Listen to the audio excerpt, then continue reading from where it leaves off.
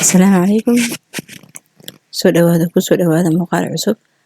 insha Allah. Muuqaalkan waxaan isku dayaa intii xad ah insha Allah in hooyooyin badan ay ka faa'iideystaan oo maxaa la wax faa'iido badan oo aan insha Allah kusoo gudbiyo. Waxaa jirta in maamooyinka inta badan maxaa la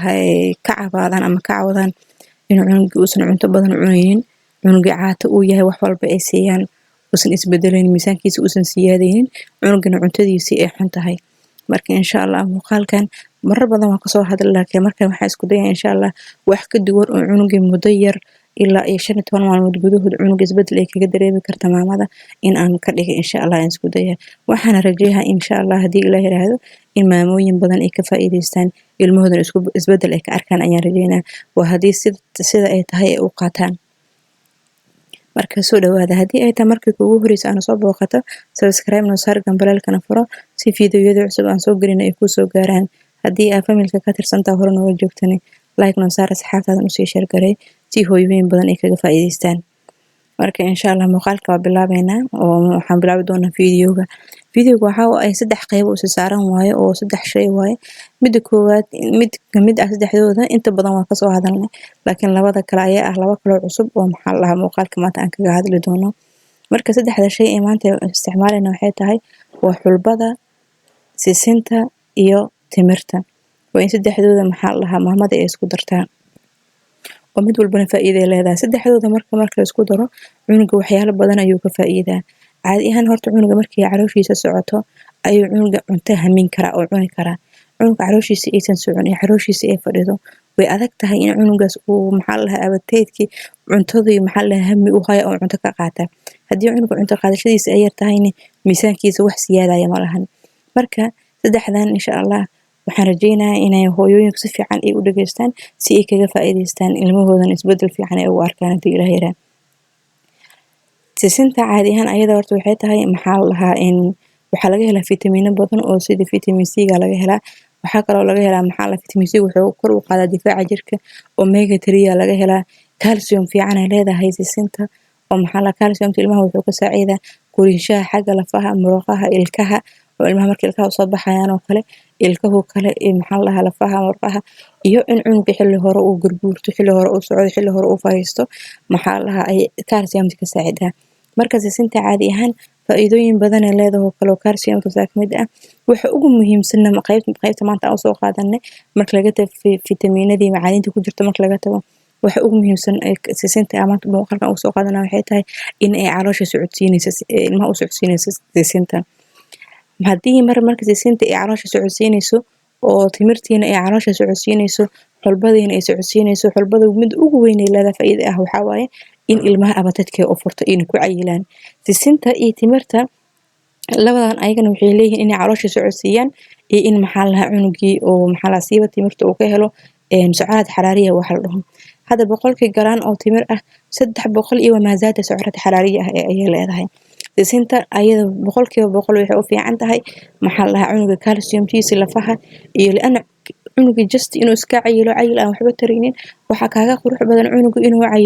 cayil jirkiisa maxaa la uu dhisan yahay, cunug lafihiisa ay dhisan yihiin, murqihiisa uu dhisan yahay, wixii nafaqa jirkiisa u baahnaa uu haysto maxaa la markaas haduu ku qurxoonaado cunugi okay waa wax la qaadan karo. laakiin just cunuga lafihiisa korasho fiican helin, murqihiisa korasho fiican aan helin, jirkiisa nafaqooyinkii u baahnayeen ay ka kala dhiman yihiin. cunuga haduu ku cayil wax tar ma lahan. cunuga cayil wuxuu ku cayil anemia ah dhiig la'aan ay hayso korashihiisa uu xun yahay taasoo kale cayil lama yiraahdo ee waa wax aan qaab lahayn. marka sisinta iyo maxaa la timirta cunuga waxay ka saacidayaan in calooshiisa ay baxdo oo cunuga caloosha ay socoto maxaa la markasto hadii cunuga quraacaysa aysan quraacdii ka bixin qada fiican ma ka qaadanayo cashadana waxa laga yaabaa inuu ka diido saa cunuga calooshiisa ma socotaba. marka saddexdan labadan la isku daro hadii aad isku dartid biyana ma ka dhigaysid oo maamada waxa laga rabaa in wax maxaa la adeegna aan ahayn biyana aan ahayn ay u noqdaan sida yogurtka oo kale wax cunuga markuu cunayo uu cuni karo inay naqato waa. marka maamada waxa laga rabaa in si fiican ay isugu shiido wax yar maxaa la intee isku dartay isugu shiido. markan oo kale waxa haboon in caano ugu darto ama cunuga cabitaan uu jecel yahay oo kale oo ogtay cabitaankaas wixii lagu daro uu cunayo oo kale in ugu dartid hadii aysan jirin cabitaan uu jecel yahay cunugana inaa wax yar caana ugu dartid si maxaa la dhahaa markii aad isku shiidi sidoo kale ee maxaa la dhahaa ee uga soo baxdo wax qaabka yoogaadka camal leh oo maxaa la dhahaa adeegna aan ahayn jileecna biyahan aan ahayn oo cunuga qaanda ay ku siin kartid oo kale inay kasoo baxdo waa marka xulbadoo kale ayadana faa'iidada ugu weyn ee leedahay waxaa waaye in maxaa la dhahaa ilmihii abateedka u furto oo xulbada cuntada ilmaha u furta iyo in ilmihii ay ku cayilaan haddii cunugaada uu ka yar yahay 1 sano waxba xulbaha ku darin oo waxaa qurux badan in ilmaha intii 1 sano ilaa iyo 2 sano ay ka gaarayaan aan xulba saas la siin hadday dhacdo xataa inaadan ka marmin oo cunugaada uu caata saayid yahay maxaa la dhahaa cuntada ay ka xirantahay oo kale isku day intii sanad ah inaad ka maarmi kartid xulbada oo sanad kadib aad siin kartid sanad kadib ilmaha xulbada siin kartid isku day laakiin la sanad oo cunuga uu ka gaaray xulbada ma qurux badna in lagu bilaabo haddii cunugaada sanad uu yar yahay uu 6 bil ilaa sanad intuu dhexeyso uu yahay sinta iyo bahalka timirta isugu dar hooyooyin waxaa jira ilmahooda calooshooda ay jilcanta oo kale oo cunuga calooshiisa jilcan u siin kara dhahayaan oo kale isku day cunug 2 isbuuc 2 maalin ka siisid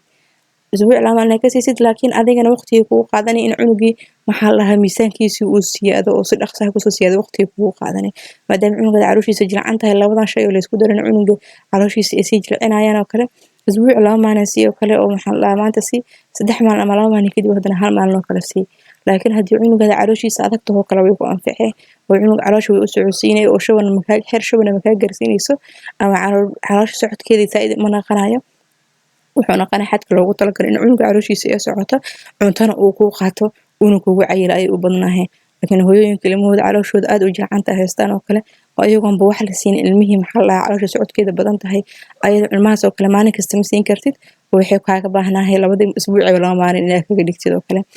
waqtigan kugu qaadan doonta laakiin haddii cunugaada calooshiisa jilcanta isku day inaad maalin walba ka dhigtid maxaa la isku dartid haddii cunugaada sanad uu ka weyn yahay xulbada ugu dartid si maxaa la isbedel muuqda u aragtid haddii cunugaada sanad ka weyn yahay xulba ugu dartid maalin walbana aad ka dhigtid wixina qaab fiican cunugu uu cuni karo aad ka dhigtid oo maalin walba aadan iloobin insha Allah muddo 15 maalmood ah in cunuga hooyadiis isbedel ay ka aragto miisaankiisa uu ziyaado ayaa la arkaa insha Allah marka intaasaan kusoo gabagabeynaa muuqaalka haddii ay tahay markii kugu horeysa aan soo booqato subscribe noo saar gambalelkana furo haddii hore aan ula joogtan like noo saar asxaabtaadan u sii share garay soo dhawaada